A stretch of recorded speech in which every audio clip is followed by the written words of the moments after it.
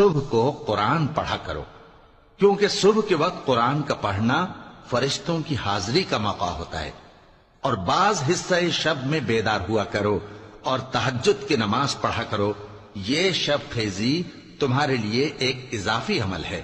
امید ہے کہ اللہ تم کو مقام محمود پر فائز فرمائے۔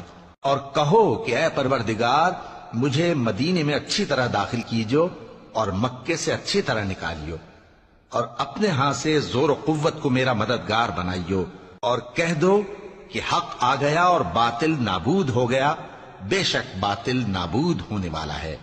اور ہم قرآن میں وہ چیز نازل کرتے ہیں جو مومنوں کے لیے شفا اور رحمت ہے، اور ظالموں کے حق میں تو اس سے نقصان ہی بڑھتا ہے۔ اور جب ہم انسان کو نعمت بخشتے ہیں تو روگرداں ہو جاتا ہے اور پہلو پھیر لیتا ہے، اور جب اسے سختی پہنچتی ہے تو نا امید ہو جاتا ہے۔